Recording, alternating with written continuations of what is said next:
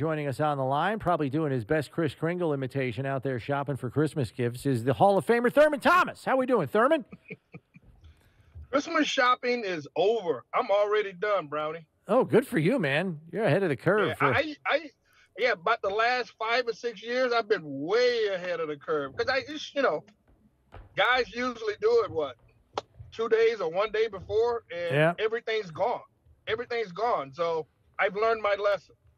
Okay. Well, good for you. It's nice to know you're a reformed man when it comes to Christmas shopping. Very well done. Before we get into the game on Saturday night, we did want to mention that your Thomas Family Foundation, along with Delta Sonic, you guys are collaborating to benefit the Compass House. And, maybe just talk to us about how that collaboration kind of came together to support Compass House.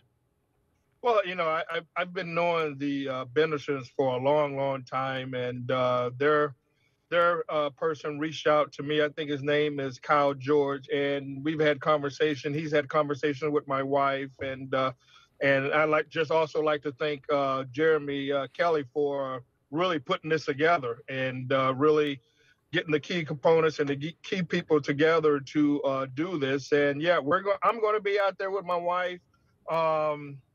From 9 to 11 at Delta Sonic. I think it's the one on Transit. That's right. That's right. Delta Sonic in Lancaster. 4817 Transit Road in Depew. Yeah, I'm going to be out there, taking pictures. I don't know if the weather's going to require me to sign autographs, but I'm going to be out there taking pictures from 9 to 11 with the customers that come out and donate stuff to the Thurman Thomas Family Foundation. So, it's the holidays. I know people are, busy. I know there's a lot of people at Delta Sonic. So we just got together and thought that'd be a perfect place. And because I go there all the time, my wife goes, and I'm sure you guys go there all the time too. So great collaboration with those guys. And we're happy to be a part of it. Yeah, let me just go down a quick list of, kind of donations you're going to be looking for. Hats, gloves, scarves, clothing, all of that stuff. Basic household hygiene items for youth or young adults, like towels, pots and pans, sheets, silverware and stuff, diapers, wipes for babies, gift cards. Gift cards are always appropriate for everybody, right? And then, of course, cash is going to be accepted at the register as well. So all that stuff's going to be accepted, and this will be on the Saturday. Yeah, Saturday, December 17th, so if you're coming to the 11 game, a.m. If you're coming down Transit or anywhere the game, drop by first at 9 a.m. through 11. Stop by there, drop all that stuff off, and then go to the game. Right. Yeah, it'll be good. Well, the game is at 8, right? Well, yeah. But you got to get there early. You got to get your tailgate in. Ooh. 8-hour everybody, tailgate. Man. Listen, can you imagine? Okay. You don't even know what time they're going to open up the gates. What, 4 o'clock? No, it won't be 4. It'll be more like 6. No, it'll be 5. Okay. It's usually 3 hours, right? No, it's 4 hours before game it's time. 4. Oh, the gates of the parking lot's 4 hours. Yeah, 4:15. But not everybody parks in the team lots. I mean, true that. The neighborhood. That's why I love you. That's why I love you, Task, because you come up with the great ideas, man. Yeah. You already got it planned out. Let me just say this. We're all lucky. I think Western New York's lucky that the weather's going to be so bad, because could you imagine if it was 70 degrees and sunny this weekend and you got a Saturday night game with Bills country being able to go there all day, all Friday night, all day Saturday? That's not a good recipe. Right. That would be not a good recipe. At least for everybody's liver. That would be exactly like a lake effect snowband right there. That would be just as much. That would wreak just as much havoc. So just to spell it out one more time for everybody: Delta Sonic in Lancaster, 4817 Transit Road, Depew, New York. Delta Sonic's already contributed $5,000 to the Thomas Family Foundation for Compass House. Mm-hmm. So good job on them. And this all goes to the Compass House, right? That's right. Yes. Yep. All goes to the Compass House. Yeah, Emergency Shelter and Resource Center of Western New York. Billy Buffalo is going to be there along with DJ Milk and DJ Yes. I'm hearing that Santa Claus will be there as well. Hopefully the sleigh makes it in. And then, as Thurman said, an opportunity to meet him and Patty. And I'm sure he'll be happy to take any and all pictures you may want to take with him. And there'll be some giveaways as well, including Bill's autographed items and some free car washes.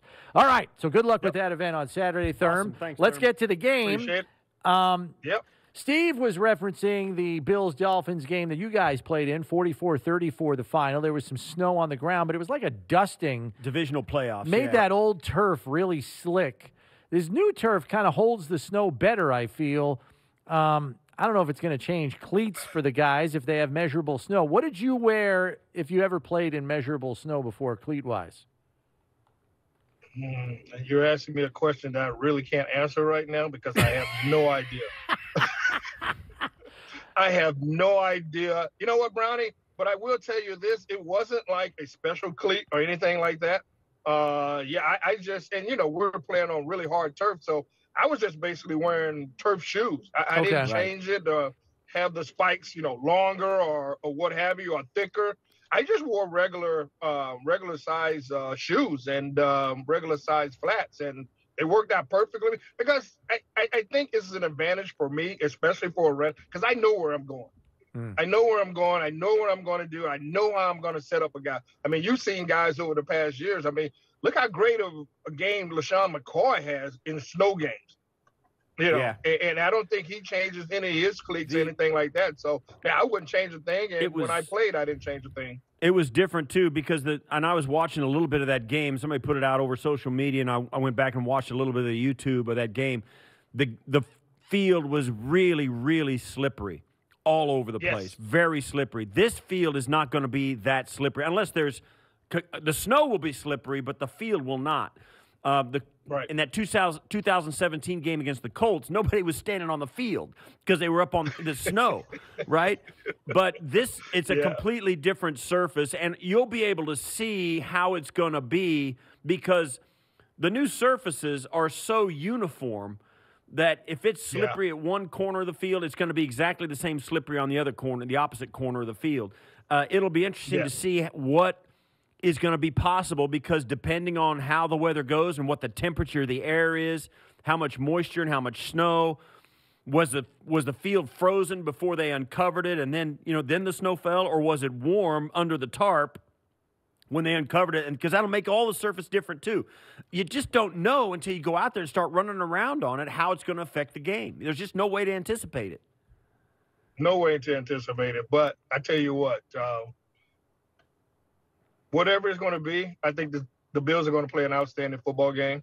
I think they're ready to, get on this second run of the season. I know they got hot last year, like Brownie said a couple of weeks ago. They were 7-6 at this point last year, and they went on a run. They got hot again. And I know everyone is kind of I want to see them to score 30, 35 points every single game, and it's not happening.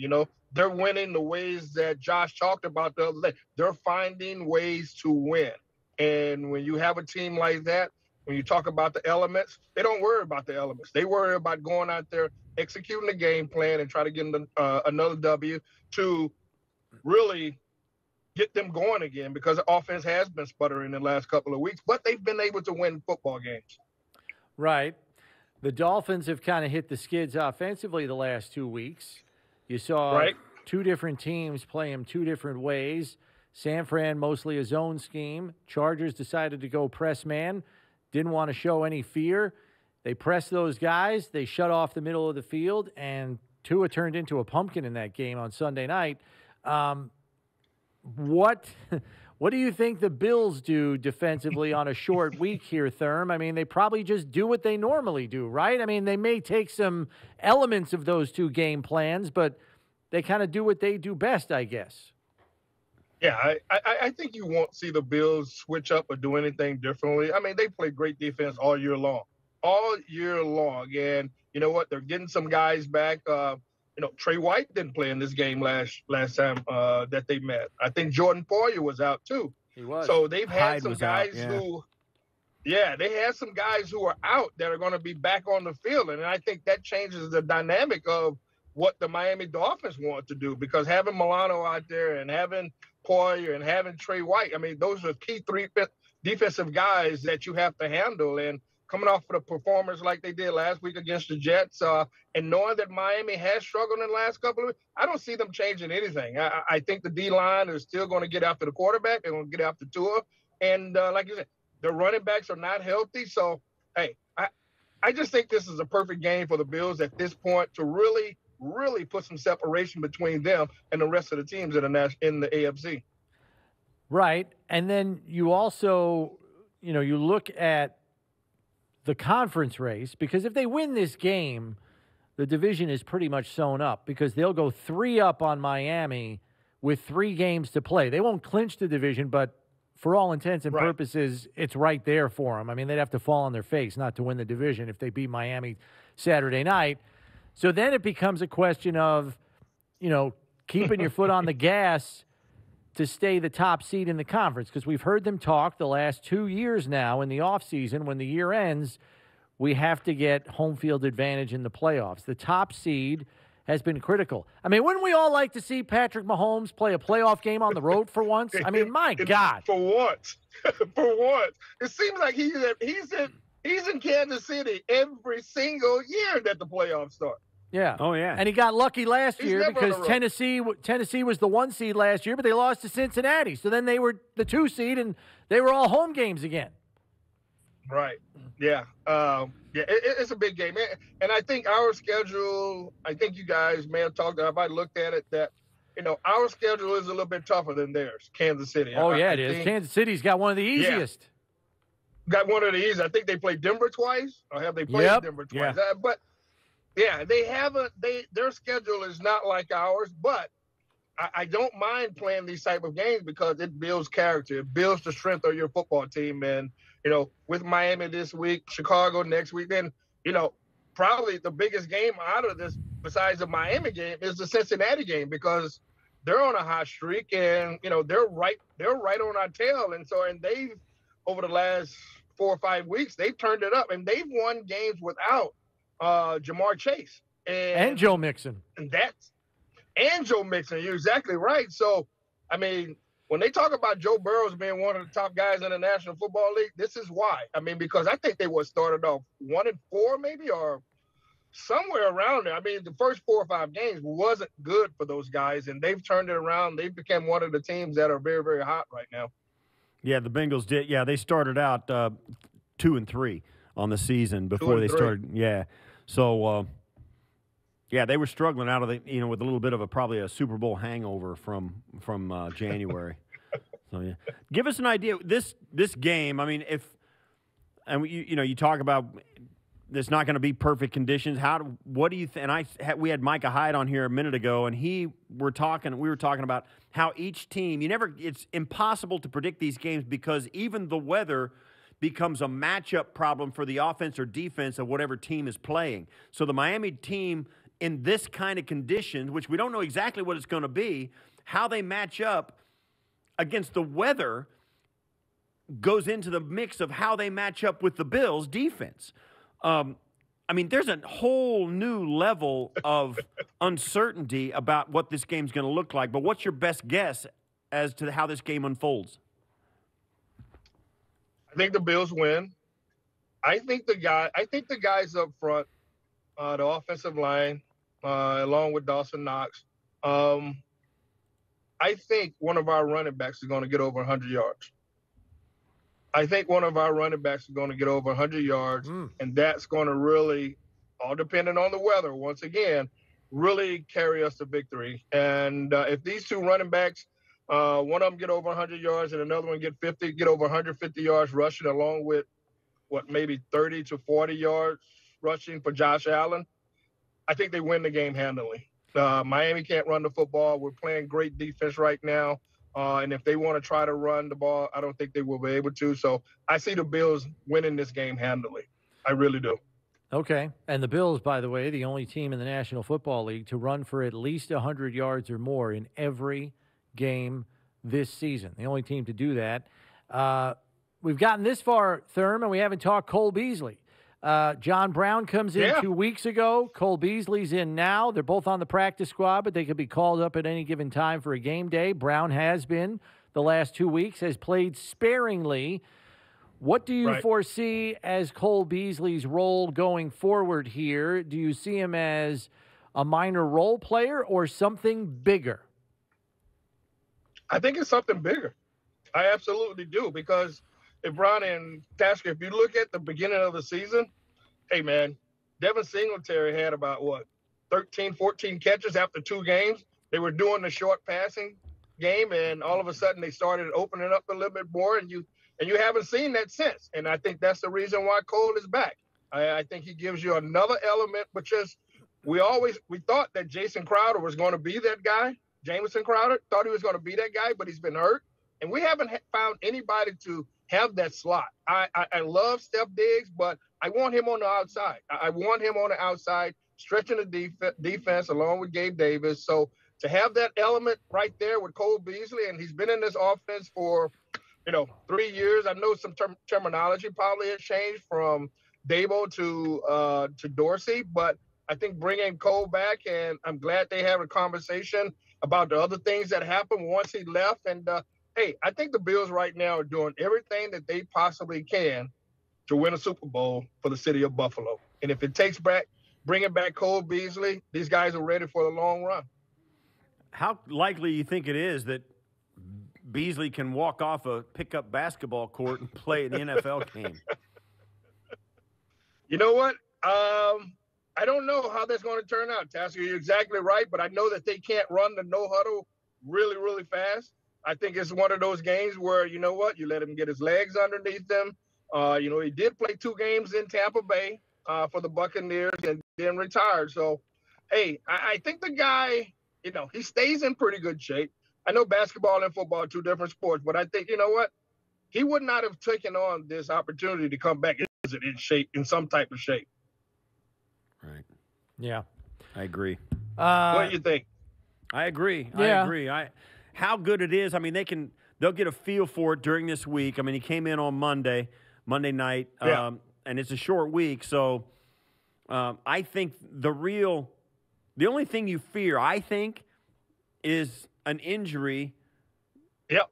Because of the intensity of the game and all that, and he'll pop a spring because, he just hasn't been able to run that with that much intensity, and he pushed himself. And the worst thing that can possibly happen, I was telling Brownie this morning, what'll probably happen, you can just see it happening.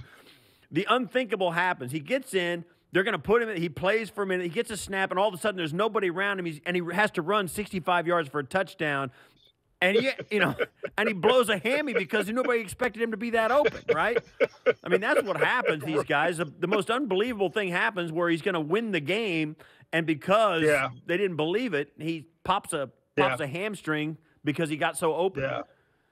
Yeah. I really do think they ease him back into it. I mean, I don't want Cole Beasley to come out here and play 60 or 70 plays. I don't think that's going to happen. No. But to have him out there for at least half of those, maybe 30, 35 plays, I think that's a good number for him. And just, just work himself into football shape for the rest of the year. Now, obviously, I think with him being there's going to be a lot of those, second and 3 situations. And I think that's the reason why they're bringing it back, because we've had a long couple of games now where it's been 3rd and long, and we haven't really picked up that. And so I think they want to get back to 2nd and 3, 2nd and 4, having a lot more options when it's that short.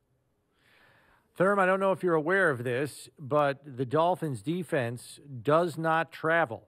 They give up 15 points a game at home, 31 points a game on the road. Now, Steve went down the schedule, and granted, they have played a few tougher teams on the road than at home, but it's not a clear, oh my God, they played the Sisters of the Poor at home all season and they played juggernauts on the road. It's not a uniform list, but that's a 2-touchdown difference, Thurm. How do you square that? Yeah, I don't know, Brownie. You like you said, it's 2 touchdowns. It's not like it's 7 points or 3 points or 6. It's 14 points, and that is a lot. And like you said, I don't know who they played on the road and really don't care for it, but you know what? They're on the road again. And that's my point. I think, yeah, right. Yeah. So, hey, look, only thing that I'm looking for Bills Mafia to go crazy at this game. I mean, I think the fans will be a part of it. They're going to look into the stadium and be like, these people are coming out here, it's raining, it's snowing, and they still fill the stadium. That's what we need. That's what we need. We need that energy for the offense, defense, and special teams. All right, so I was saying this too. Is this a game, Therm, So say it turns into the worst possible weather conditions. Is this a game where you either A, have to be at the game because it's going to be one of those games, or B, absolutely watch it from home because you don't want any part of that game? Which is it?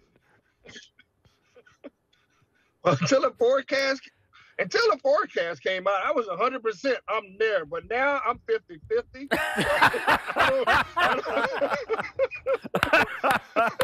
Well, at least he's honest. Yeah, so I was glad that they didn't call me to be like the legend of the game, so because I probably would have denied them of me going out on the foot. I'm 50-50, man. I'm not as old as you, Tasker, but this cold weather, man, and the snow and all this, it takes a lot out of you. And then, the game is at 8:15 at night. I mean, it's cold. That's a lot. Yeah. That is cold. Thurm's ready to take a nap at 10, so, I mean, he might not even get to the second half. Thurm, thanks very much for joining us. Hopefully we see you at the stadium, but we'll leave that up to you. One reminder, if you have a red player jersey in your closet, make sure you wear it because it's the Color Rush game. They're going to have the red jerseys on, so make sure you're properly attired if you are showing up. Yeah, I appreciate it, man. Hey, remind everybody, Delta Sonic in Lancaster, 9 to 11 tomorrow, Saturday morning. Be there. That's right. Gotcha. Saturday morning. 9 to 11 Saturday morning, the transit location of Sonic Car Wash. Delta Sonic, yeah. And it's actually, the mailing address is actually in Depew, but it's 4817, I believe, is the address. They'll be there from 9 to 11. If you have any donations that you can make for Compass House, please do so. And Thurm will be out there to take pictures. They'll have some giveaways out there along with DJS. Thurm, thanks for the time. Enjoy the game on Saturday night. We'll catch up with you next week. All right, guys. All right. Take care. Go Bills.